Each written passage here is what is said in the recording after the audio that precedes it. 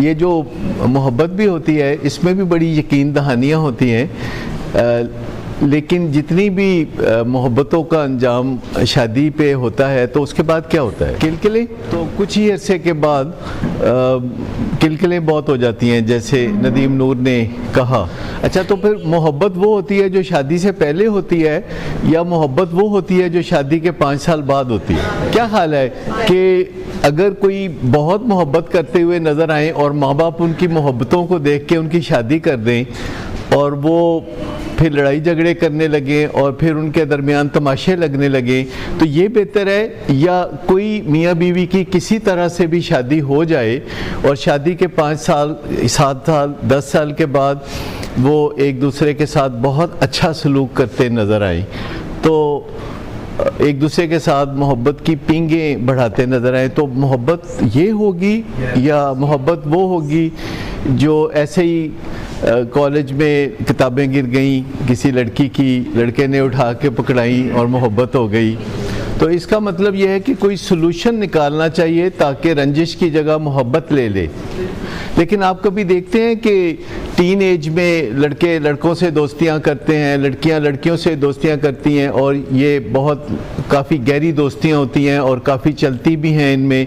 अक्सर लोग बताते हैं कि ये मेरे बचपन का दोस्त है या ये मेरे बचपन की सहेली है, और ये मोहब्बत परवान चढ़ती रहती है और लोग बड़े आराम से कह देते हैं कि ये 40 साल से मेरे दोस्त हैं या ये 50 साल से मेरे दोस्त हैं या ये मेरी बहनों जैसी सहेली है, या इस तरह की बातें लोग करते हैं। तो ये भी तो अच्छे सलूक से ही होता है ना, जब आप एक दूसरे से कुछ अच्छा सलूक करते हैं, पॉजिटिव एक दूसरे के साथ रहते हैं, तो दोस्ती आगे बढ़ती रहती है। जब आप उनकी बात मानते हैं वो आपकी बात मानते हैं तो दोस्ती बढ़ती है। जब आप उनकी बात नहीं मानते, आप उनकी बात नहीं मानते, तो फिर दोस्ती कम हो जाती है। रिश्तेदारों से भी ऐसा ही होता है। हमारे 4 भाई हो सकते हैं और हमारे चारों भाइयों से मुख्तलिफ ताल्लुकात हो सकते हैं। हमारे 50 कज़न हो सकते हैं और हर कज़न से हमारा रिश्ता बिल्कुल मुख्तलिफ हो सकता है। तो ये कुछ हमारे करने के काम होते हैं। अब जैसे नशे का हम कहते हैं तो सब समझते हैं कि मसला ये है कि जी हमारा बच्चा नशा करता है। एक्चुअली ये नशे की बीमारी की इंडिकेशन है, ये उसकी निशानी है। जैसे मुझे बताएं कि कोई बंदा जब खांसी करता नज़र आए तो मुझे ये बताइए कि असल मसला खांसी है या असल मसला खांसी के पीछे है। ये तो एक तो वो है बात जो कि सामने आ गई है। देखो ना, एक असल मसला है ना। देखिए, एक हमारा इंडिया के साथ मसला ये है कि उन्होंने दा बंदा जहाज़ लेके आ गया थे तो उन्हें जहाज़ तो बम सुट देता, लेकिन असल मसला तो पीछे कश्मीर दा है ना। ये तो देखो ना, कल परसों हमने उनको कहा कि भाईजान आप कोई हमें फ्लड वार्निंग बता दें, पानी पीछे से कितना आ रहा है तो हमें बता दें, हम कोई इंतजामात कर लेंगे। तो उन्होंने कहा नहीं असी नहीं दसना। जैसे बिल्कुल छोटे बच्चे होते हैं ना, उन्होंने कहा नहीं असी नहीं दसना। तो पाकिस्तान ने जवाब दिया कि साढ़े भी फिर जसूस सके ने, असी पूछ लांगे उन्होंने। अब उनको बेचैनी हो गई, ये प्रोवोक करने वाली बात थी, यही जवाब दिया उन्होंने। लेकिन असल मसला इस बात के पीछे कि हमने नहीं बताना कि पानी पीछे से कितना आ रहा है, हमने आपको डुबो के रहना है। असल मसला क्या है? मसला कश्मीर का है, ठीक। तो फिर वो कभी कभी कहते हैं अच्छा चले आप हमसे प्याज ले लें, टमाटर ले लें और आप हमें ये दे दें, आप हमें वो दे दें, चले अच्छे अच्छे ताल्लुकात बनाते हैं, चले एक दूसरे के मुल्क के वीज़े देते हैं और चले आना जाना करते हैं, कैदियों को रहा कर देते हैं। लेकिन असल मसला कहाँ है? जब हम कहते हैं चलो कश्मीर पे बात करें तो कहते नहीं, ये हमने नहीं करनी। अभी भी अमेरिका में गए थे हमारे प्राइम मिनिस्टर, तो उन्होंने कहा कि जी मैं करा देता हूँ, सालसी करा देता हूँ। तो इंडिया वालों को आग लग गई। उन्होंने कहा कि नहीं ऐसी कोई नहीं करनी, क्योंकि उनके पल्ले कुछ नहीं है, उनके पल्ले कुछ नहीं है। आप देखें कि क्रिकेट मैच हुए हैं और जब इंडिया की टीम हारती थी तो वहाँ लड्डू बंटते थे, जब पाकिस्तान की टीम जीतती थी तो वहाँ झंडे लहराते थे पाकिस्तान के। तो उनके पल्ले कुछ नहीं है, तो वो बात कैसे करें? तो जो बंदा बात नहीं करना चाहता कहते मेरे नाल गल ना करो सवेरे सवेरे, मेरे नाल ना गल करो रात नू, मेरे नाल ना करो गल दिन नू। मतलब वो इसलिए कि उस बंदे के पल्ले कुछ नहीं होता। जिस बंदे के पल्ले कुछ नहीं होता वो कहता है मैंने बात नहीं करनी, मैंने तो मेरी मर्ज़ी में जो मर्ज़ी करूं, क्योंकि उसे डर नहीं है कि दुनिया उसको देखेगी, क्योंकि ये मसला कारपेट के नीचे है। तो कितना भी हम समझाएं फैमिलीज़ को कि आप खाली इस चीज़ पे तवज्जो ना दिया करें कि मरीज़ नशा कर रहा है कि नहीं कर रहा, या कितना कर रहा है या कौन सा कर रहा है, आप इसके पीछे जो पसे पर्दा बीमारी है उस पे तवज्जो दें। पीछे जो पसे पर्दा बीमारी है, जो पीछे बेचैनियाँ हैं, जो पीछे ज़हनी अजियत है मरीज़ के अंदर, जो वो उसको मज़ा नहीं आ रहा ज़िंदगी गुजारने का, लोड शेडिंग हुई है उसकी ज़िंदगी में, डिप्रेशन है उसको, मे बी हो सकता है उसको बेचैनी के कोई ख्याल आते हों, कोई OCD हो सकता है कि वो उसके अंदर जो है कोई न्यूरोट्रांसमीटर्स की गड़बड़ हो, गलत न्यूरोट्रांसमीटर्स ने आपस में गठजोड़ कर लिया हो। ये you have to go deeper than that, क्योंकि ज़माना बदल गया है ना। आपको पता है 50 साल पहले कोलेस्ट्रॉल का टेस्ट नहीं होता था पाकिस्तान में। 50 साल, जस्ट 50 ईयर्स अगो कोलेस्ट्रॉल का टेस्ट नहीं होता था। तो इसका मतलब है कि किसी को पता नहीं चलता था कि उसका कोलेस्ट्रॉल ऊपर है कि नीचे है, जिसका मतलब ये भी है कि किसी को पता नहीं चलता था कि उसे हार्ट अटैक होने वाला है कि नहीं होने वाला। और जिस दिन हार्ट अटैक होता था उस दिन पता चलता था कि हाँ इस बंदे को दिल की बीमारी है। क्या ये ठीक बात थी? और 1972 में लोग कार्डियोलॉजिस्ट नहीं बनते थे, क्योंकि इस फील्ड में वो कहते थे कि कुछ नहीं रखा, कि बंदा हार्ट अटैक से अस्पताल में आएगा, 10 में से 9 बंदे वापस नहीं जाएंगे। आज 10 में से 9 वापस जाते हैं। 50 ईयर्स में ये रेवोल्यूशन आया है, और अब लोग हार्ट अटैक से बहुत पहले जाके स्टेंट डलवा लेते हैं। अब लोग ऐसे इलाजों में से गुजरते हैं कि उनको हार्ट अटैक होता ही नहीं है, उनका कोलेस्ट्रॉल कंट्रोल हो जाता है। इसी तरह पहले ज़माने में ये होता था कि कोई नशा करता था, बुरा हाल होता था, तो फिर इलाज होता था और फैमिली को पता चलता था। आज आप वक्त से पहले बता सकते हैं कि इस बच्चे को नशे का ख़तरा है और इसका इलाज होना चाहिए, इससे पहले कि ये नशा शुरू कर ले। सिंपल सी बात, जो बिल्कुल नज़र आने वाली बातें हैं कि पढ़ाई में उसका दिल कोई नहीं लगता, रात को वो सोने को उसका दिल कोई नहीं करता, माँ बाप से उसके झगड़े रहते हैं, कहता है जी तुसी मैनू पैसे दो, और 12 साल की उम्र में गर्लफ्रेंड लिए फिरते हैं। जब आपको नज़र आता है दोस्त जो हैं वो उसके ठीक नहीं है, तो आपको लगता है वैसे मेरा बेटा ठीक है। मुझे बताएं कि अगर मेरे बेटे के दोस्त ठीक नहीं है तो मेरा बेटा ठीक है? वो तो फिर वैसा ही है, जैसे दोस्त हैं उसके वैसे ही वो है, लेकिन मेरा दिल नहीं करता कि मैं उसको वैसा मानूं। मेरा दिल नहीं करता, मेरा दिल करता है कि नहीं, उसको मैं एक और ही नज़र से देखूं। मैं बोलूँ कि नहीं किधरे ख़राब ना हो जाए, हाला वो ख़राब हो गया होता है। जब हम किसी के कहने हाला डुले बेरा दा कुछ नहीं बिगड़िया, ये मुहावरे होते हैं ना, तो ये सारे गुमराह कुन मुहावरे होते हैं, और बहुत सारा बिगाड़ पैदा हो चुका होता है। तो हम समझ रहे होते हैं कि नहीं हाला होया नहीं, हाला होना है, क्योंकि अगर हम कहें ना हो चुका है तो हमें बड़ी तकलीफ़ होती है, यहाँ तकलीफ़ होती है। और अपने किसी प्यारे के बारे में मनफी सोचना बहुत मुश्किल होता है, ख़ास तौर पर जब आप उनके बिल्कुल दरमियान में रहना शुरू करते हैं या बिल्कुल दरमियान में रहते हैं। और कई दफ़ा मैं ये अपनी कहानियाँ भी सुनाता होता हूँ, ख़ानदानी कहानियाँ। तो मैं आपको बताऊँ कि जब मैं 10, 11, 12 साल का था तो मुझे बिल्कुल समझ में ये बात नहीं आती थी कि हमारे आबा अजदाद में और हमारे रिश्तेदारों में क्या प्रॉब्लम है। बीच पानी के रहते हुए मछली को पता नहीं होता कि पानी क्या है। मछली को कब पता चलता है पानी का? जब पानी से बाहर आती है। तो जब मैं कोई 15, 16, 17 साल की उम्र में दूर चला गया तो दूर से मुझे पता चला कि there is something seriously wrong with my genes. और ये बात मानना बड़ा मुश्किल है। हम चाहते हैं, आज ही मैं किसी क्लाइंट से बात कर रहा था तो वो कह रहे थे कि पाकिस्तान में सिर्फ हम असली सैयद हैं। आपने कभी किसी ऐसे बंदे से मुलाकात की जो कहे कि हम बस असली सैयद हैं? तो ये जो हमारे ज़हन में होता है ना, ग्रैंडियोसिटी, इसे ग्रैंडियोसिटी कहते हैं, ग्रैंडियोज आइडियाज़ होते हैं हमारे जहन में, और बहुत गुस्सा होता है। और ये दो बहुत बुरी कम्बिनेशंस हैं कि हमारे अंदर एनर्जी हो गुस्से की, गुस्से में बड़ी एनर्जी होती है, गुस्से में इंसान कई गुना ज़्यादा ताकतवर हो जाता है। और गुस्से के अंदर जो ग्रैंडियोज आइडियाज़ होते हैं, यानी खप्ते अज़मत, और जब गुस्सा और उसकी एनर्जी खप्ते अज़मत के साथ मिलती है तो बड़ी तबाही आती है, जिसके लिए अक्सर हम बात करते हैं कि अपने गुस्से पे काबू पाना सबसे पहले ज़रूरी है, बाकी बातें बाद में होंगी। सेरेनिटी आपका पहला पड़ाव है। सेरेनिटी पहली जगह है जहाँ जाके आपने कोई सोच विचार करनी है। सबसे पहले आपने सेरेनिटी हासिल करनी है, यानी सुकून हासिल करना है, और उसके बाद आप चौकड़ी मार के बैठ जाएं और आप सोचें कि आपने अपने बेटे के नशे के मसले का करना क्या है। लेकिन एक दफ़ा पहले सुकून हासिल करना बहुत ज़रूरी है। लेकिन अगर हम किसी से बात करें तो कहते हैं पहले मेरा पुत्र ठीक हो जाए फिर सुकून हो जाएगा। वेरी नेचुरल, क्योंकि जिसके दांत में दर्द है आप उसे बताना शुरू करते हैं कि हिफ्ज़ाने सेहत दंदा क्या है, तो वो बोलेगा जी पहले दर्द मेरी ठीक करो। वो तो दर्द से तड़प रहा है और कई साल पुराना मसला होता है, लेकिन हमारा दिल नहीं मानता कि ये मसला कोई बड़ा मसला है, क्योंकि मरीज़ किसी ना किसी तरीके से उनको खामोश करा देता है, किसी ना किसी तरीके से उनको वो ठंडा कर देता है। कहता है नहीं कोई ख़ास मसला नहीं है, मैं जो चाहवा छड़ सकना, मैं हल्ला चाहता ही नहीं, मैं अगले महीने चाहूँगा।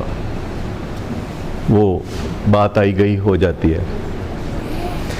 और घर में कोई ना कोई होता है जो कि फिर आवाज़ उठाता है।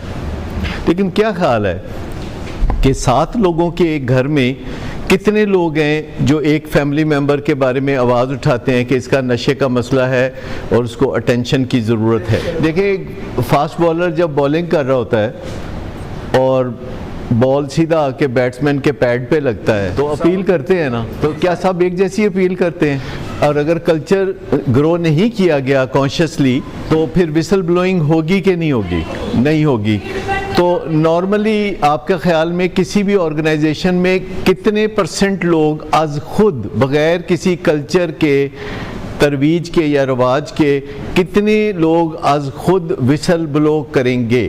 4%। देखिए, पर पहली चीज़, एक चीज़ विसल ब्लो करने के लिए पहली चीज़ है कि क्या आप विसल ब्लो करना चाहते हैं, क्या नहीं करना चाहते, क्योंकि आपके पैराडाइम्स हो सकते हैं, आपका बिलीफ हो सकता है कि मैनू की, या आप ये सोच सकते हैं कि अगर मैं विसल ब्लो करूँगा तो ये भी करेगा, तो जो बंदा काना होगा वो ये नहीं करेगा। या कोई सोचेगा कि अगर मैंने विसल ब्लो की तो इसका जॉब जाएगा और मुझे गुनाह होगा। लोग सोचते हैं ऐसे। मोटिवेशन का मतलब है किसी चीज़ को मोशन में रखना, to put something into motion. और मोटिवेशन का मतलब ये है कि आपने बात करनी है। फिर दूसरा सवाल ये पैदा होता है कि आपको बात करनी आती है। जब आपने विसल ब्लो करनी होती है तो क्या आपको विसल ब्लो करनी आती है? सीटियों की भी वैरायटियां हैं, कोई हल्की फुल्की, कोई ज़ोरदार। तो लेकिन विसल ब्लोइंग के लिए इरादा और फिर विसल ब्लोइंग के लिए स्किल चाहिए, और फिर विसल ब्लोअर को अपने इर्द गिर्द विसल ब्लोअर चाहिए कि अगर एक सीटी बजाए तो दूसरा भी सीटी बजाए। कभी आपने देखा है जो गार्ड लोग होते हैं वो जब एक सीटी बजाता है तो दूसरा उसकी सीटी का कहीं से जवाब देता है, बस वो यही कह सकता है कि जागते रहना, साढ़े ते ना रहना। तो अगर घर में कोई एक विसल ब्लोअर होगा तो वो थक जाएगा, अगर 2 होंगे तो वो थकेंगे नहीं। और अगर सारा कल्चर होगा विसल ब्लोइंग का, और ये करते कैसे हैं ये भी तरीका आता होगा, और कोई मेंटोर होगा जो बताए कि यूं करना है विसल को ब्लो कि उसका फ़ायदा हो आपको भी और दूसरों को भी और किसी को नुकसान ना हो। तो एक कल्चर विसल ब्लोइंग का जिस घर में होता है या जिस ऑर्गेनाइजेशन में होता है, वो कल्चर ऑर्गेनाइजेशन को कहाँ से कहाँ ले जा सकता है। मिसाल के तौर पर ऑर्गेनाइजेशन में 4% हैं जो विसल ब्लो करते हैं, अगर ये 5% हो जाए तो क्या होगा? अगर 1% विसल ब्लोइंग हो जाएगी 4% से तो 5% हो जाएगी, तो ऑर्गेनाइजेशन को 10 गुना फ़ायदा होगा। ऑर्गेनाइजेशन को जो विसल ब्लोइंग के बेनिफिट है, एक विसल ब्लोअर भरने से 10 टाइम्स होगा। इसको कहते हैं लॉगरिदमिक, यानी कोई चीज़ लॉगरिदम के साथ चलती है।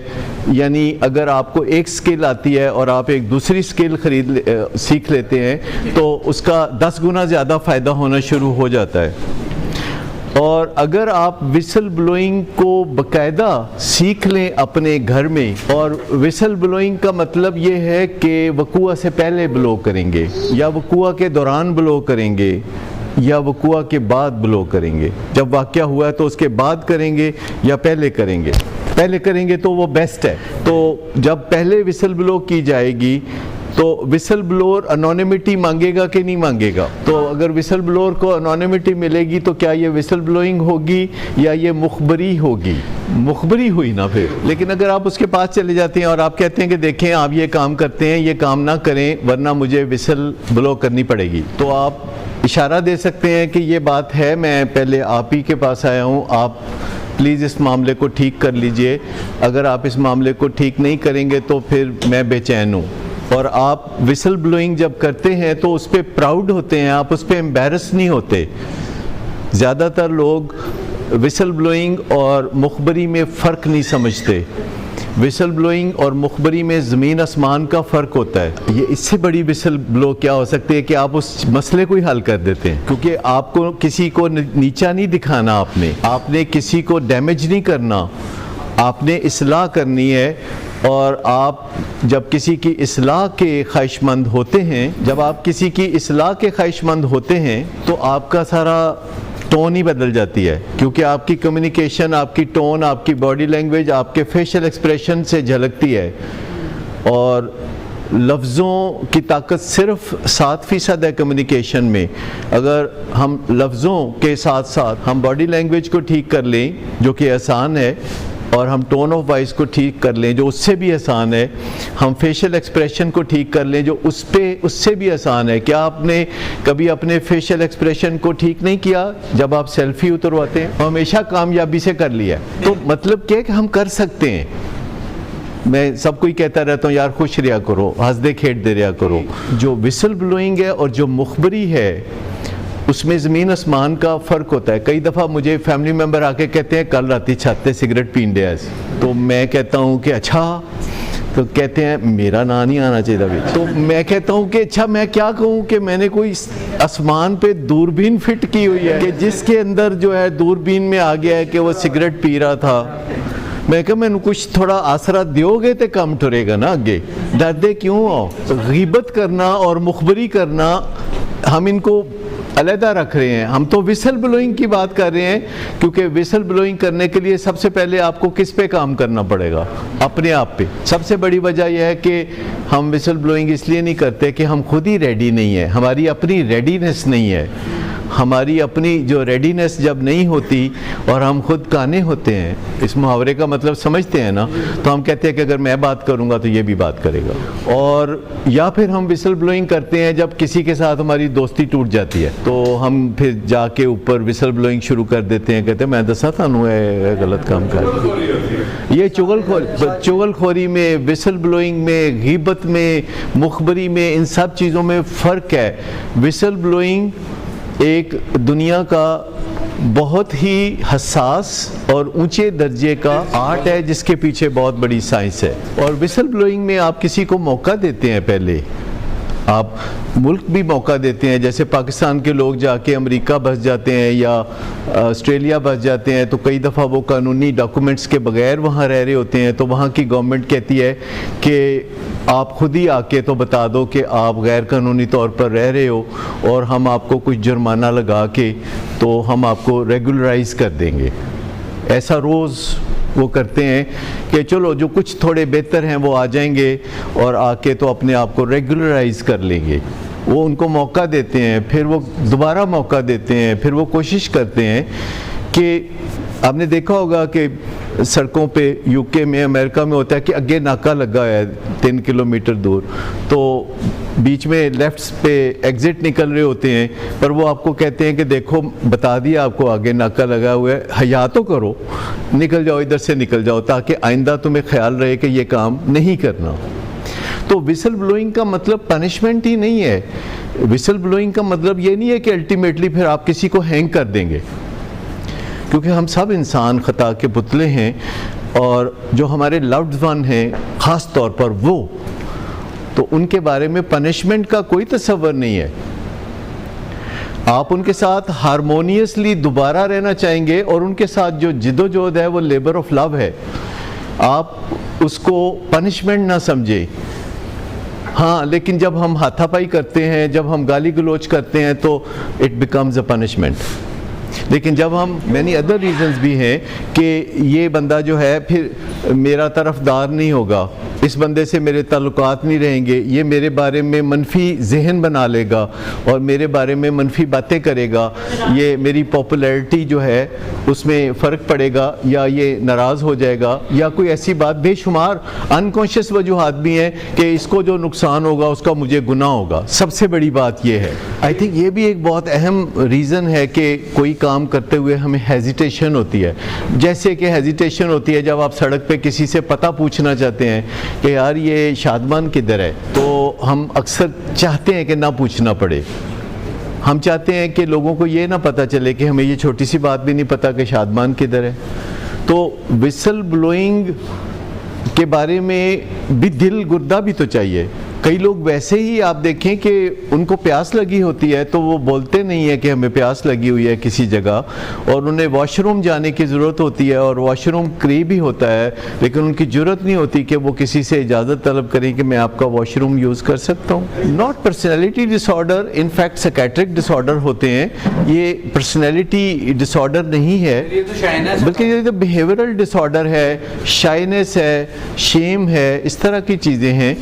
और जो विसल ब्लोइंग है, जो ऑर्गेनाइजेशन में कोई ना कोई चीज़ आप कर रहे होते हैं जिससे कि बेहतरी आ रही होती है, जैसे कि बहुत सारी ऑर्गेनाइजेशन जिद्दोजहद कर रही होती हैं कि अदारे में स्मोकर्स नहीं होने चाहिए। अमेरिका में उन्होंने पॉलिसीज़ इख्तियार की हैं कि पिछले 20 साल में वहाँ स्मोकर्स की तादाद बहुत कम हो गई है, क्योंकि उन्होंने पॉलिसीज़ ऐसी बनाई हैं कि स्मोकर्स के साथ ऐसा सलूक होता है कि स्मोकर कहते हैं दिन तो बंदा ना ही करे थे चंगा है, क्योंकि वो इस जगह नहीं कर सकते, उस जगह नहीं कर सकते, इधर क्यों खलो के कर रहे हो, उधर खलो के क्यों कर, तो वो जो डिस्क्रिमिनेशन इससे होती है या जो डिस्कम्फर्ट इससे होता है, तो उससे भले लोग कहते हैं जी मैं बाज आया हो जी स्मोकिंग। तो पहले आपको पता है जहाज़ में स्मोकिंग हो रही होती थी, जहाज़ धुएं से भरा होता था, और अब काफ़ी अर्सा हो गया है मेरा ख्याल है कि पाकिस्तान में भी और दुनिया में भी, और ख़ास तौर पर जहाँ 14-16 घंटे की फ़्लाइट होती है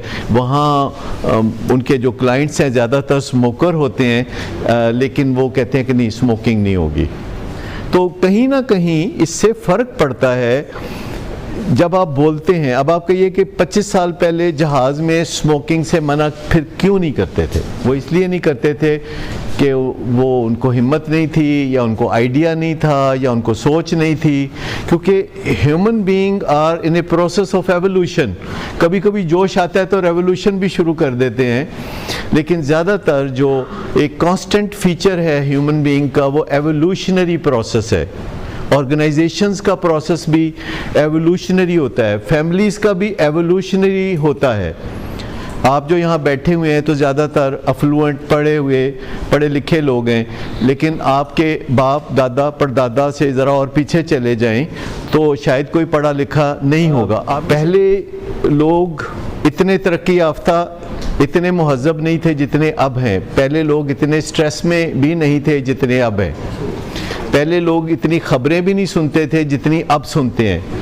पहले ख़बरें ही नहीं आती थी, सिर्फ ख़ानदान की ख़बरें आती थी। अभी आप इतने खूबसूरत ज़माने में जी रहे हैं कि आपको कहीं कॉल नहीं मिलानी पड़ती, उंगलियां ज़ख्मी नहीं करनी पड़ती, बार बार कॉल नहीं मिलानी पड़ती। आप एक बटन दबाते हैं, अमेरिका बात हो रही होती है, फ़ौरन ही वो आपको वीडियो पे ले लेते हैं और जो वो खा रहे हैं वो आपको दिखाते हैं और आपको मनाज़र दिखाते हैं और आपको बताते हैं कि हम क्या कर रहे हैं और आप क्या कर रहे हैं। तो अभी तो सब कुछ बहुत तेज़ी से कम्युनिकेट होता है, इसी वजह से स्ट्रेस भी उतनी तेज़ी से आगे आती है। तो स्ट्रेस मैनेजमेंट की अहमियत बहुत ज़रूरी हो गई है।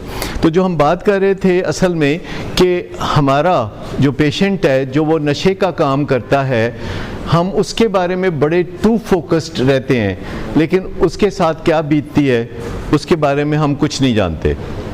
उसको क्रेविंग होती है, उसको फ्रस्ट्रेशन होती है, उसको इनसिक्योरिटी है फ्यूचर के बारे में, उसको शेम फील होती है, वो ख्याली मुसीबतों में घिरा हुआ है। हम सब इंसानों का जो फेवरेट मशगला है वो ख्याली मुसीबतों में घिरे रहना है। ये जो चीज़ें हैं, अब जो दुनिया में इंफॉर्मेशन है, अब आपको बेहतर है, अब लोग जो हैं ज़्यादा प्रिसाइज हो गए हैं। अब आप लोग बड़े होकर खुद बताते हैं, कहते हैं मुझे बाइपोलर डिसऑर्डर है।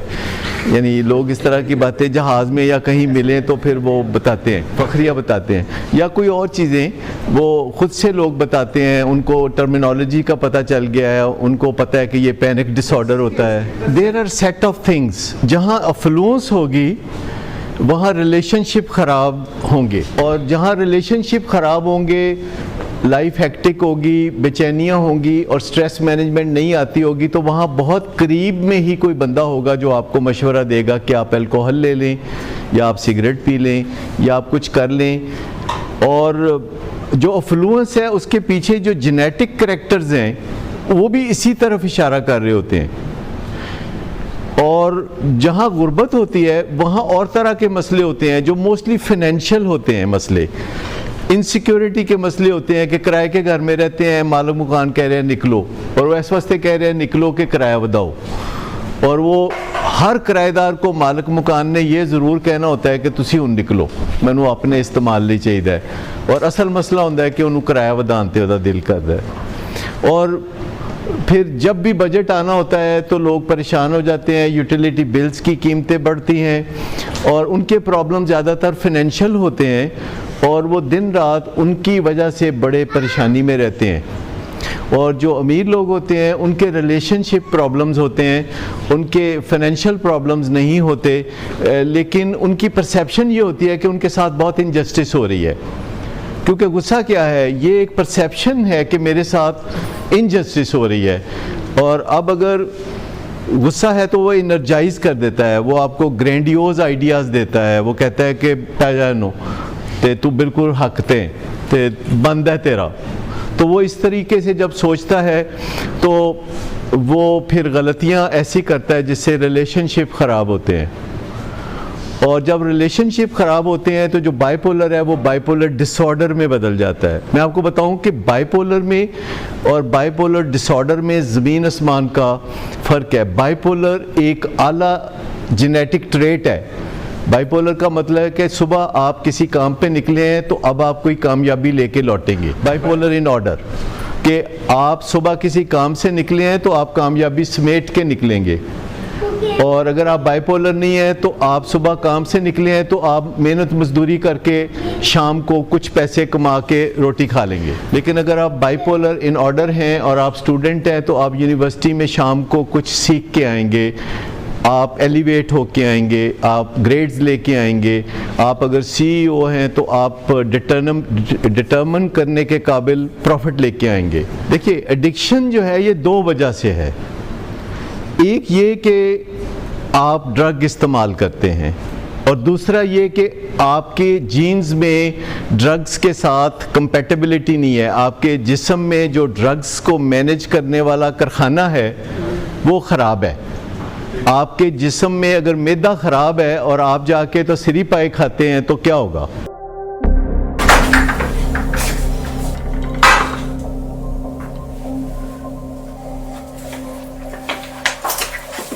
आज फिर पी कर आए हो?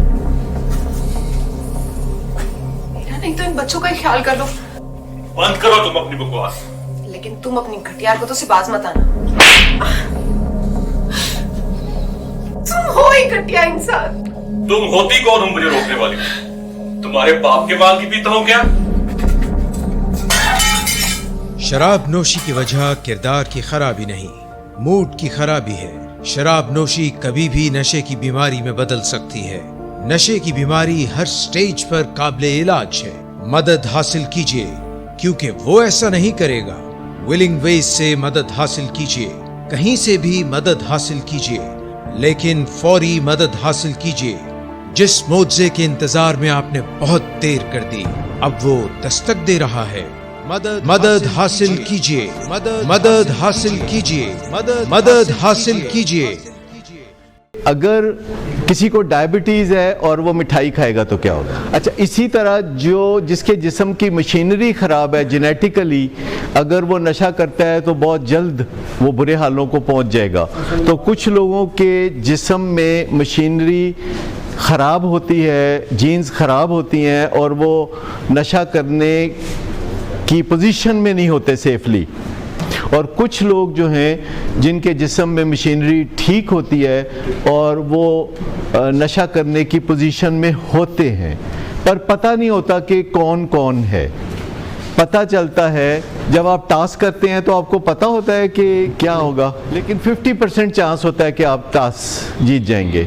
लेकिन जब आप ड्रग करते हैं तो आपको बिल्कुल पता नहीं होता और 10% चांस होता है सिर्फ कि आप एडिक्ट हो जाएंगे और 90% चांस होता है कि आप एडिक्ट नहीं होंगे। लेकिन अगर आप एडिक्ट नहीं होंगे तो आपका थोड़ा नुकसान होगा, और अगर आप एडिक्ट होंगे तो आपका बेड़ा गर्क हो जाएगा। एडिक्ट वो है जिसके सर से चादर खिंच जाती है और वो दुनिया देख लेती है, और बाकी 10 में से 9 हैं जो यही काम कर रहे हैं और जिनके घर वालों को भी नहीं पता, जिनके दोस्तों को भी नहीं पता, जिनके मोहल्लेदारों को भी नहीं पता और सोसाइटी में किसी को नहीं पता।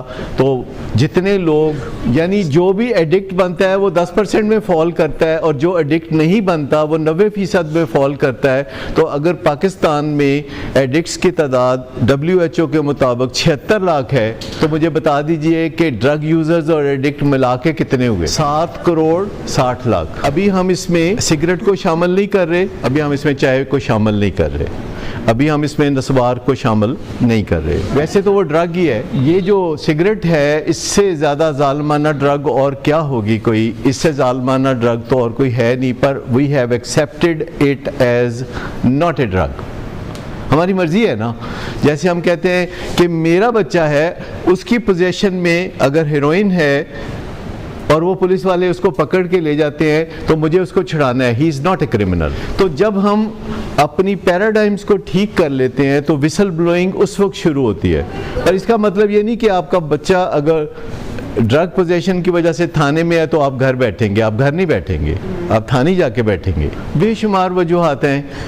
बहुत लोग सिगरेट पीते हैं, नवा कट्टा खुल जाएगा, रौले पै जाएंगे। लोग जो हैं खुफिया तौर पर तंबाकू की काश्त करेंगे, खुफिया तौर पर उसकी ख़रीदो फरोख्त होगी, गवर्नमेंट को रेवेन्यू नहीं मिलेंगे। इतना रेवेन्यू सिगरेट की एडवर्टाइजमेंट से मिलता है, वो नहीं मिलेगा। और बेशुमार वजूहात है। फिर कि ये बिचो सादा सिगरेट ही है ना, चलो हुक्का पी लेंगे फिर लोग। मतलब वो जो असल चीज़ है, जो असल मसला है, जो है मूड का, उसका कुछ नहीं करना।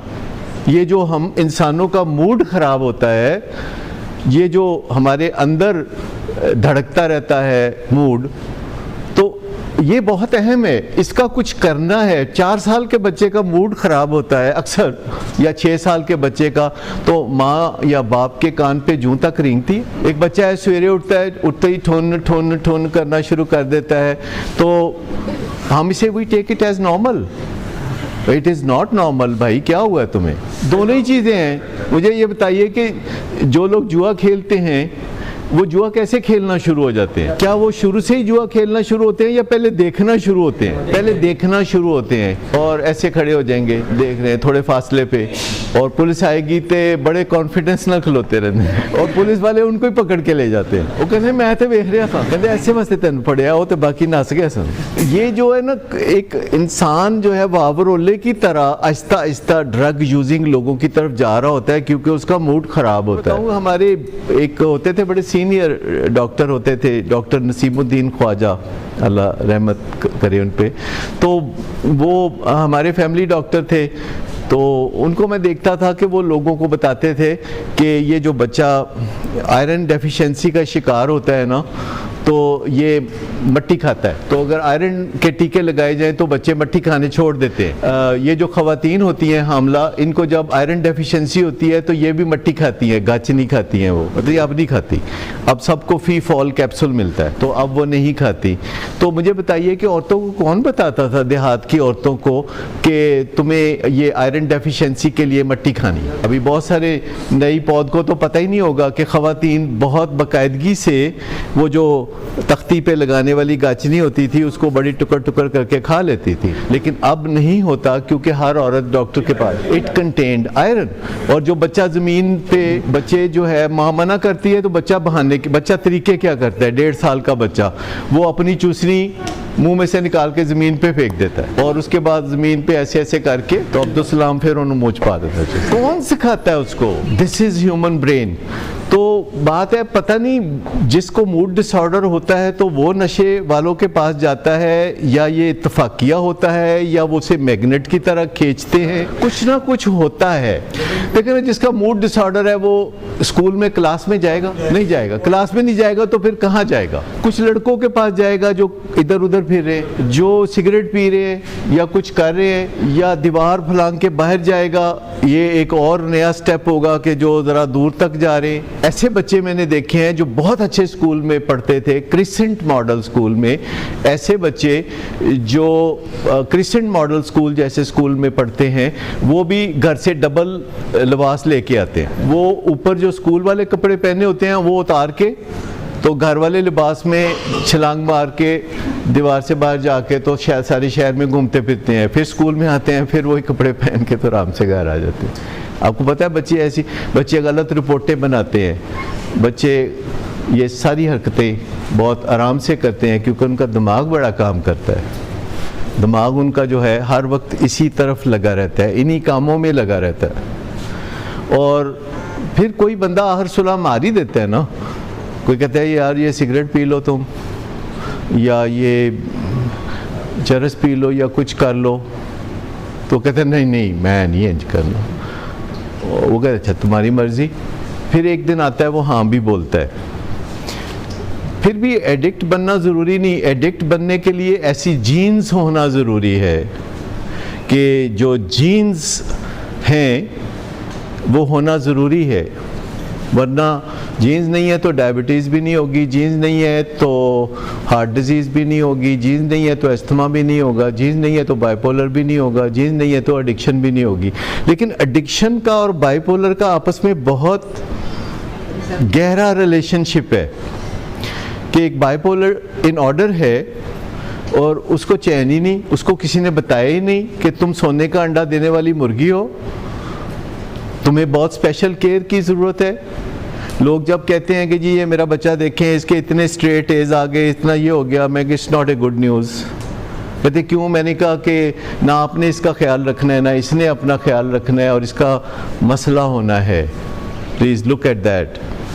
ये जो 1100 में से 1092 नंबर ले रहा है एक बंदा, इस दफ़ा जो अव्वल आया है वो 1100 में से मैट्रिक में 1092 नंबर लेके अव्वल आया है। मैंने एक चैनल के साथ उस पर एक वीडियो भी की जो हमारे फेसबुक के ऊपर मौजूद है कि क्या स्ट्रेट एज लेने वाले दुनिया में कामयाब रहते हैं? बिल्कुल भी कामयाब नहीं रहते।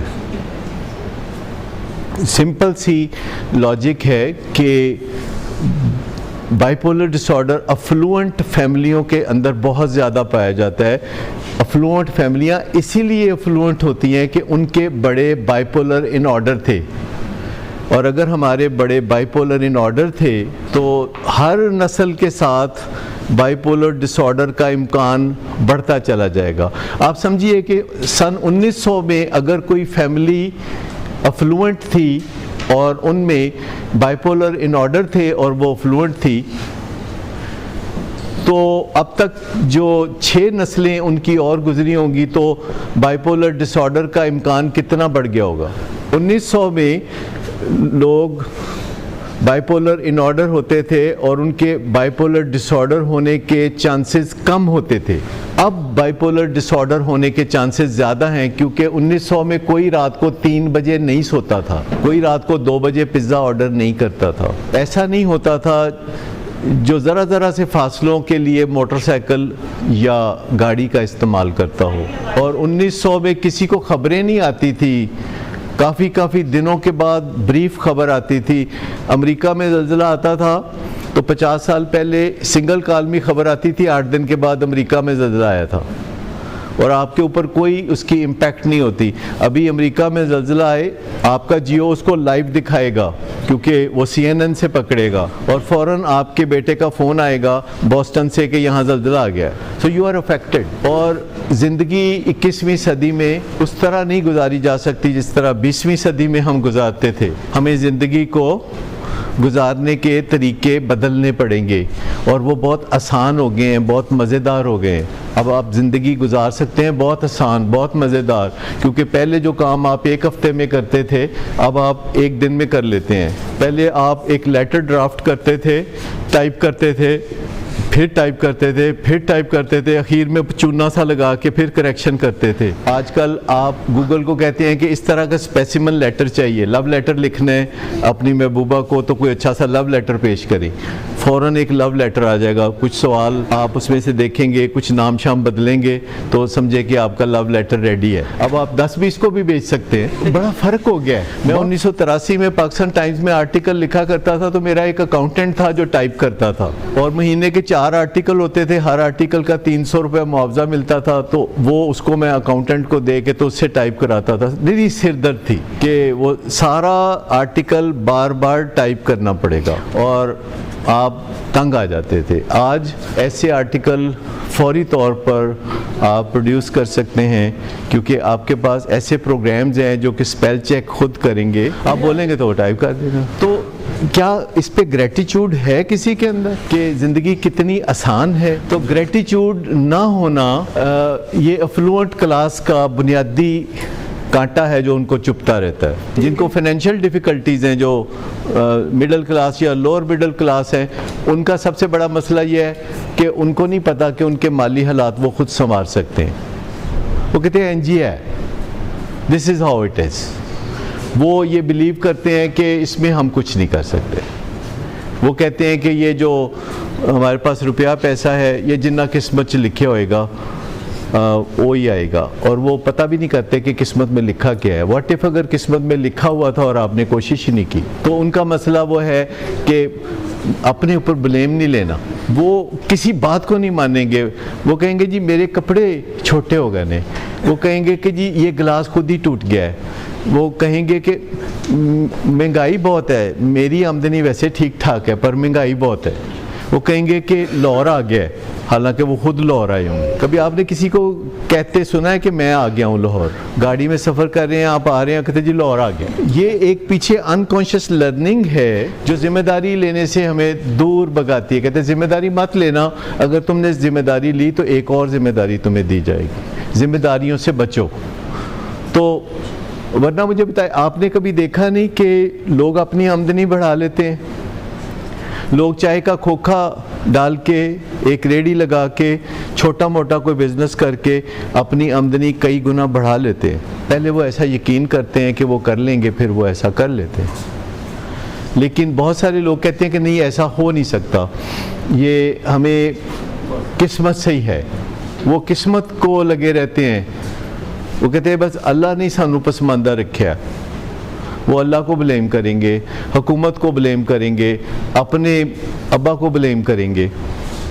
और जहाँ सब कुछ होता है, जहाँ अफ्लुएंस है, जहाँ घर में 4 लोग हैं तो चारों के पास गाड़ी है, जहाँ घर में हर कमरे में एसी है, जहाँ हर किस्म की सहूलत हासिल है, जहाँ खाने पीने की कोई कमी नहीं है, और जहाँ आपकी ज़बान से लफ्ज़ निकलते हैं तो लोग दौड़े दौड़े आते हैं, वहाँ भी लोग खुश नहीं हैं।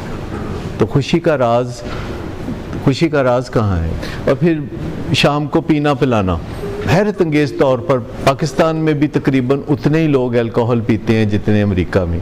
You can challenge me. Pakistan में भी उतने ही लोग, मैं लाहौर की बात कर रहा हूँ, मैं कराची की बात कर रहा हूँ, मैं पेशावर और इस्लामाबाद पिंडी की बात कर रहा हूँ और फैसलाबाद की बात कर रहा हूँ, उतने ही लोग शाम को शराब पीते हैं जितने बॉस्टन में, न्यूयॉर्क में, सैन फ्रांसिस्को में और केंटकी में पीते हैं। और ये आज से नहीं है। हम 70 में जब मेडिकल कॉलेज में कराची पढ़ते थे तो हमारे हॉस्टल के पीछे एक इलाका था, रणछोड़ लाइन उसको कहते थे, बहुत पसमानदा सा इलाका था। वहाँ रेडियों पे शराब की खाली बोतलें बिकती थी और वो बड़ी खूबसूरत देख के हम ख़रीद लाते थे, उसमें पानी डाल के तो रखते थे। तो आप मुझे बताइए कि वो उस ज़माने में कराची में शराब खुलेआम बिकती थी, अभी भी खुलेआम ही बिकती है, लेकिन उस ज़माने में बहुत खुलेआम बिकती थी। खुशहाल वाली ज़िंदगी गुजारना बहुत आसान है, इससे आसान कोई नहीं है, और नशे की ज़िंदगी गुजारना बहुत मुश्किल है। इससे ज़्यादा खजल खराबी और किसी चीज़ में मैंने नहीं देखी। चंगे भले बंदे नू खजल करना होए ना, उन्होंने इस पासे ला, मैं कहता हूँ किसी की नस्लों को तबाह करना हो ना, तो उनको एहल है कर। इतनी यानी ये तकलीफ़ दे, खौफनाक, इबरतनाक बीमारी है कि कैंसर भी इसके सामने शर्माता है। तो जब भी आपको मौका मिले विसल ब्लो करें, जब भी आपको मौका मिले आप दाएं बाएं बात करें। जैसे कहीं आप के क्लाइंट्स हैं, अगर आप वकील हैं तो उनसे बात करें, अगर आप ज़िम्मेदार हैं तो उनसे बात करें, अगर आप डॉक्टर हैं तो उनसे बात करें। लोग बहुत इनोसेंट हैं, मैं आपको बताऊं, लोगों को नहीं पता कि वो मासूमियत में किस चीज़ पे पाँव रख रहे हैं, लोगों को बिल्कुल नहीं पता। पहले मेरा ख्याल था सबको पता होता है चरस बुरी चीज़ होती है। मैं आपको यकीन से कह सकता हूँ कि ज़्यादातर बच्चे समझते हैं कि चरस बहुत अच्छी चीज़ होती है और दुनिया जाती है। और शुक्र करें कि दुनिया बच गई है, क्योंकि थाईलैंड में एड्स बहुत थी 1992 में, और वहाँ एक बादशाह ने अपने जन्मदिन पे 1988 में कैदियों को रिहा कर दिया, 30,000 कैदियों को रिहा कर दिया। और ये कैदी एक्चुअली एड्स के मरीज़ थे और उनको इसीलिए कैद में रखा गया हुआ था किसी वजह से। यानी जो मुजरम थे जिनको एड्स थी वो उनको वहाँ रखा हुआ था। और जब बादशाह की सालगिरह का दिन आया तो बादशाह होता है, तो बादशाह ने कहा कि इन सबको रिहा कर दो। और with in years 3-4 years Thailand के अंदर मिलियंस के हिसाब से एड्स के मरीज़ हो गए। और वहाँ एक डॉक्टर थे, अल्लाह उनका भला करे, डॉक्टर पथ्याकरन, तो उन्होंने एक स्कीम के तहत, एक बड़े प्रोजेक्ट के तहत विद इन 5 ईयर्स वहाँ एड्स का जो रेट है ऑलमोस्ट 0 कर दिया। और उसने उनकी ज़िंदगी में कोई बहुत तब्दीली भी नहीं की। उनको उनके जो फेवरेट पेशा था, जो थाईलैंड में बड़ा सवाब का काम समझा जाता है, सवाब दैरैन, वो उससे भी बाज नहीं किया, वो उनका चल रहा है। लेकिन इंडिया और पाकिस्तान बच गए, क्योंकि पाकिस्तान और इंडिया से लोग जाते थे बिज़नेस के बहाने और वहाँ से बिज़नेस भी कर लेते थे और साथ एड्स का तोहफ़ा भी लेते थे। लेकिन मैं आपको बताऊं कि चॉइसेस थोड़ा बेहतर बनाने की ज़रूरत होगी हमारे माशरे में। जो हम पढ़े लिखे लोग समझते हैं, जो जैसे डॉक्टर्स हैं, जो इंजीनियर्स हैं, जो ब्यूरोक्रेट्स हैं, तो हम अज्यूम कर लेते हैं कि ये लोग थोड़ा बेहतर इंसान भी बन गए होंगे। I'm so sorry, I am breaking the bad news के कतई तौर नहीं। जितना कोई बड़े ओहदे पे जा रहा है उतना ही वो गंदा और गलीज़ है। और आपको पिछले दिनों कुछ जो वीडियो लीक्स हुई हैं उससे आपको तजर्बा हो गया होगा। It is not about the 2 of them only, it is the regular practice. So अगर हमने बचाना है अपने आप को तो कोई बाहर से मसीहा नहीं आएगा, हमें अपने आप को ख़ुद बचाना है। अगर हमने बचाना है तो हमने ख़ुद बचाना है। अगर हमने अपने बच्चों को बचाना है तो हमने ख़ुद बचाना है, कोई बाहर से नहीं आएगा। ये जो सोच है ना, ये जो गांव की अल्लड़ मुटियारें होती हैं ना, जो सोचती रहती हैं कि बाहरों कोई आएगा मेरी किस्मत बनाएगा। फिल्में सारी थीम यही चलती थी ना पुरानी फिल्मों में कि कोई शहरी बाबू आएगा जो यूजुअली डॉक्टर होगा। मुझे बड़ा अच्छा लगता था पहले ये। अपने दाएं बाएं बात फैलाओ कि बच्चों को जिम्मेदारियाँ दें, बच्चों को ज़िम्मेदारियाँ दें, उनको पैम्पर मत करें, उनको ज़िम्मेदारियाँ, उनको जाके को काम कर। 4 साल के बच्चे को कहे अच्छा जाओ ये करो, जाओ वो करो, अच्छा यूँ करो, अब यूँ करो, और उसको उच्च का पीर बना के ना रखें। ये अब अमेरिका से रिसर्च आई है कि टू मच लव जो है बच्चों के लिए वो बहुत ही नुकसानदेह है। तो बच्चों के साथ हर वक्त हाँ जी मत करो, क्योंकि आप हाँ जी करते रहेंगे, आगे उसकी बीवी ने आके हाँ जी नहीं करनी, वहाँ किच पड़ जानी है। आगे उसके क्लाइंट्स ने हाँ जी नहीं करनी, आगे उसके बाहर जो मिलने जुलने वाले हैं ना, उन्होंने हाँ जी नहीं करनी। तो बच्चों को दुनिया के लिए तैयार करो, अपने लिए या उसके दादा दादी के लिए तैयार मत करो, क्योंकि आप तो उन्हें खिलौना समझ लेते हैं, तो वो तो अच्छे भले इंसान है। बच्चों को खिलौना समझ लेना और उनसे खेलना, आई थिंक ये बहुत ही ज़्यादती की बात है। जो पूरे इंसान होते हैं और बेहतरीन इंसान होते हैं, हम उनको खिलौनों की तरह उनके साथ खेलते हैं। शीशे की मैं बात बता देता हूँ, पर जो उससे पहले आपने बात कही है ना, मैं वो भी बता देता हूँ। कहते हैं कि ये जो चर्स की बात आप कर रहे हैं, ये तो नॉर्मल सी बात है, तो ये शीशा क्या है? शीशा एक्चुअली खुशबूदार तंबाकू है, और जो घरों में हुक्का हमारे बुजुर्ग पीते थे, तो शीशा जो है उसी टबैको को खुशबू के अंदर रंग के और खूबसूरत शक्ल दे के और टेबल कुर्सियों पे बिठा के तो पिलाया जाता है। लेकिन चरस के बारे में जब भी कोई ऐसी बात करता है तो मेरा दिल बैठने लगता है। ये वैसे ही है, जब चंद दिन पहले किसी मेरे दोस्त ने किसी को लाया और मैंने यूरिन चेक किया, मैं कहा बाद में मुझसे फ़ोन करके पूछ लेना, और उसने नहीं पूछा तो मैंने फ़ोन कर दिया। तो मैंने कहा कि उसके यूरिन में से चरस निकली है। कहता है अल्हम्दुलिल्लाह, ऑनेस्टली कहता है अल्हम्दुलिल्लाह चरस ही निकली है। मैंने कहा यार तुम अच्छे, he is a magistrate, as a very close friend of mine, आना जाना है यहाँ, मिलने के लिए भी आता है, और उसको नहीं पता कि चरस निकले तो अल्हम्दुलिल्लाह नहीं कहते, ये बला है। हमारा एक किताबचा है, उसका नाम है चरस क्या बला है। यानी ये 20 साल से हम अवेयरनेस पैदा कर रहे हैं और दिन ब दिन लोग चरस को बहुत अच्छी चीज़ समझ रहे हैं। हमें नहीं लगता कि हम कोई बहुत अच्छी तरह ये काम कर रहे हैं कि लोगों को इतना नहीं बता पा रहे कि ये चरस जो है ये बिल्कुल तबाहकुन है आपके ख़ानदानों के लिए। और चरस जो है वो मनशियात की छोटी मासूम बहन नहीं है। ये याद रखें कि चरस वो बिगनिंग वाला नशा है जो गेट खोल देता है, फ्लड गेट्स खोल देता है, और उसके बाद फिर बहुत कुछ लोग लेके आते हैं दाएं बाएं से। और मैं आपको बताऊं कि अगर आप पढ़े लिखे नहीं हैं और अगर आप पढ़े लिखे हैं तो कोई फ़र्क नहीं है। मैं बड़ा हैरान होता हूँ कि हम एक ऐसे मुल्क में रहते हैं जहाँ कुछ चीज़ें यूरोप से और अमेरिका से बड़ी मुख्तलिफ हैं।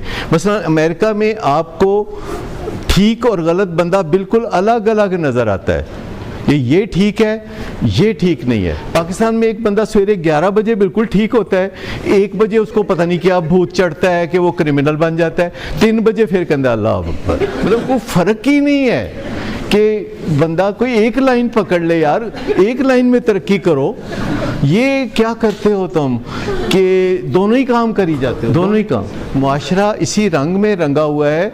और मैं आपको बताऊं कि मैं, आप या कोई भी जिस कंपनी में जाएंगे उसका रंग ज़रूर चढ़ेगा। कभी आपने देखा है कपड़े इकट्ठे धोए उनका रंग एक दूसरे को चढ़ने लगता है। तो अपने आप को बचाना, अपने बच्चों को बचाना इंतहाई इम्पॉर्टेंट है।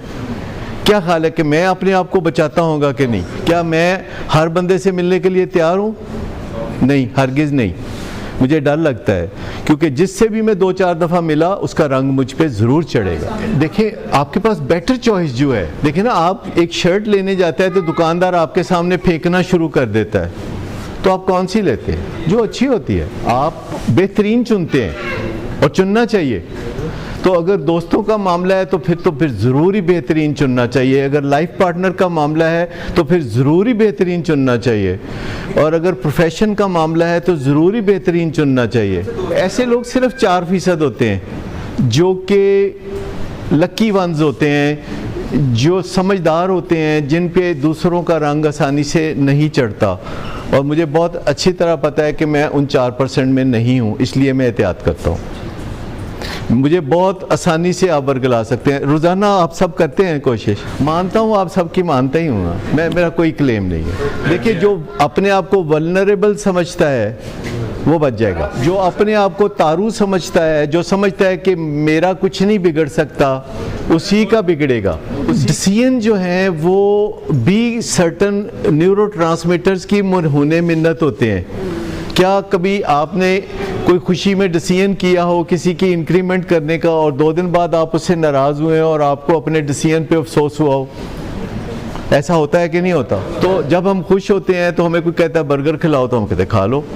जब हम खुश नहीं होते और बच्चा आके कहता है बर्गर खिलाओ तो चल चपेट मारांगा। तो डिसीजन का भी मूड से ताल्लुक़ होता है। तो मेरे डिसीजन का मेरे मूड से ताल्लुक़ होगा, और अगर मेरा मूड कोई गुस्से वाला है तो मैं कोई और डिसीजन करूँगा, और जब पीछे गुस्से का केमिकल पीछे एग्जॉस्ट हो जाएगा तो फिर मैं कोई और डिसीजन करूँगा। सो हम करते नहीं है, सुबह अपने बच्चे को धक्के दे रहे हैं, शाम को गले से लगा रहे हैं, शाम को कहते यार तू हंसना, तू खुश हो जाना, तो फिर हमारा दिल अंदर से उछल उछल के बाहर आ रहा होता है पसलियों में से। एडिक्शन से इम्यूनिटी होती नहीं, आप डेवलप कर सकते हैं। वो डेवलप आप कर सकते हैं अपनी लाइफस्टाइल को चेंज करके। जैसे अभी आप जाएंगे तो लाइफस्टाइल बदलना पड़ेगा। अगर आप लाइफस्टाइल नहीं बदलेंगे और आप कहेंगे कि मैं विल पावर के ज़रिए नशे से दूर रहूँगा और पुराने दोस्तों से मैं मिलूँगा, तो आखिरकार आप इसी नतीजे पे पहुँचेंगे। आप पहले उन लोगों की कहानियाँ पढ़ लें। हमारे पास बहुत सारी ऐसी कहानियाँ हैं, किताबें हैं जो कि उन लोगों ने लिखी हैं जिन्होंने नशा किया और नशा छोड़ा और फिर नशे में गिरे और फिर छोड़ा और फिर गिरे और फिर छोड़ा, और उन्होंने भी कहानियाँ लिखी। देखिए, जिसे हम इम्यूनिटी कहते हैं वो बीमारियों के खिलाफ एक रेजिस्टेंस है, एक ताकत है बीमारियों के खिलाफ। जैसे कि कोई बंदा है, आप देखते हैं कि जो लोग यूके से पाकिस्तान आते हैं अगले दिन उनको लूज मोशन लग जाते हैं, क्योंकि वो पाकिस्तान का जो खाना है वो डाइजेस्ट नहीं सही कर पाते, क्योंकि उनकी इम्यूनिटी कम होती है, क्योंकि वहाँ वो ऊंची हाइजीन में रह रहे होते हैं और यहाँ ज़रा सा भी पानी ख़राब हो या कुछ हो तो वो उनकी इम्यूनिटी कम होती है। और हमारे यहाँ चूँकि हम अनहाइजीनिक कंडीशंस को भी फेस कर रहे होते हैं और उसके दो ही नतीजे निकलते हैं, या हम बीमार हो जाते हैं या हम मज़ीद सेहतमंद हो जाते हैं। अगर आप गंदा पानी पीते हैं या आपको हेपेटाइटिस हो जाएगा या आप और सेहतमंद हो जाएंगे। मैंने कहा कि जिसकी जीन्स में ये कमज़ोरी मौजूद हो, अगर वो नशा करेगा तो एडिक्ट बनेगा। जिसकी जीन्स में ये कमज़ोरी मौजूद नहीं है, अगर वो नशा करेगा तो वो एडिक्ट नहीं बनेगा, पर उसका नुकसान होगा थोड़ा, और जो एडिक्ट बनेगा उसका नुकसान होगा बेपना। और जो बंदा नशा करेगा और एडिक्ट नहीं बनेगा, उसको जो ज़रूरी फ़िक्र है वो नहीं होगा, और वो अपने फ़राइज़ मनसबी देर से पूरे करेगा, वो कमिटमेंट्स पूरी नहीं करेगा, और वो बंदा दूसरों की झिड़कियों में रहेगा, क्योंकि वो जब काम नहीं करेगा तो टीचर से और माँ बाप से और बॉस से झिड़कियाँ खाएगा, और उसको भी अल्टीमेटली कोई फ़ायदा तो ना हुआ ना। लेकिन अगर कोई बंदा इसलिए पीता है कि वो बेचैन है या डिप्रेस है, तो आसान नुस्खा मौजूद है कि अपने लाइफस्टाइल में कुछ मामूली सी तब्दीलियां ले आएं और पैदल चलना शुरू कर दें, जल्दी सोना शुरू कर दें, लड़ाई झगड़े से परहेज़ करें, सस्ता खाना खाएं, गल मुक्की। ये 4 चीज़ें जो भी करेगा वो खुश रहेगा। और फिर भी खुश ना हो तो शुक्र अदा करना शुरू कर दे अल्लाह का, फिर तो ज़रूरी रहेगा, क्योंकि gratitude is the ultimate topping. ये जो 4 चीज़ें आपको बताई हैं ये तो हमारी वाजा है ना, लेकिन जो ग्रेटिट्यूड है उससे डायरेक्ट अल्लाह का फजल नाजल होता है, और जो ग्रेटिट्यूड है वो अल्टीमेट टॉपिंग है। जैसे केक के ऊपर जो टॉपिंग होती है तो खूबसूरती तो उसी से आती है ना, नीचे तो बस वैसे ही होता है ना काम, लेकिन ऊपर से जो उसे सजाया जाता है, तो वो जो अल्टीमेट टॉपिंग है वो ग्रेटिट्यूड है, यानी शुक्राना। और शुक्राना एक फीलिंग है कि आपके पास कोई चीज़ है तो उसका शुक्र अदा करें। तो अगर ये आप अल्लाह का शुक्र अदा करते हैं तो उससे आपके अंदर लहरें दौड़। एक्चुअली आप अपने एक मुलाजम को भी कहते हैं थैंक यू यार। थैंक यू क्या होता है? शुक्रिया, शुक्र अदा करना। वो गिलास पानी का देता है या आपके लिए गेट खोलता है या आपको सलाम करता है या कुछ करता है तो यू से थैंक यू। तो इस तरह डेवलप होते होते फिर आपका चाका खुल जाता है और आप अल्लाह से भी कहते हैं या अल्लाह तेरा शुक्र है, क्योंकि नॉर्मली अल्लाह से कम्युनिकेशन के हम आदी नहीं होते, और अल्लाह से कम्युनिकेशन के लिए हमें थोड़ा इनिशिएटिव लेना पड़ता है, क्योंकि वो ख़ुद नहीं आवाज़ देता, हम उसे आवाज़ देते हैं। अल्लाह तो ख़ुद आवाज़ नहीं देता, तो हम उसे आवाज़ देते हैं, तो फिर वो सुनता है तो हमें पता चल जाता है कि वो सुनता है।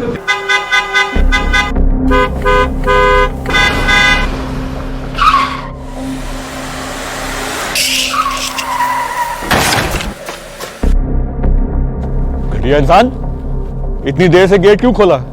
सोए हुए थे तुम क्या? सर मैंने तो मिनट भी नहीं बकवास ना कर तुम मेरे साथ। क्या कर रहे हैं आप? अब्बा जी घर पे हैं, नशे में गालियां दे रहे हैं। खुदारा होश में आए, क्या हो गया आपको? होश में कैसे आऊं? सारा किया धरा इन्हीं का तो है। शराब नोशी की वजह किरदार की खराबी नहीं, मूड की खराबी है। शराब नोशी कभी भी नशे की बीमारी में बदल सकती है। नशे की बीमारी हर स्टेज पर काबिले इलाज है। मदद हासिल कीजिए, क्योंकि वो ऐसा नहीं करेगा। विलिंग वेज से मदद हासिल कीजिए, कहीं से भी मदद हासिल कीजिए, लेकिन फौरी मदद हासिल कीजिए। जिस मुआवजे के इंतजार में आपने बहुत देर कर दी, अब वो दस्तक दे रहा है। मदद हासिल कीजिए, मदद हासिल कीजिए, मदद हासिल कीजिए।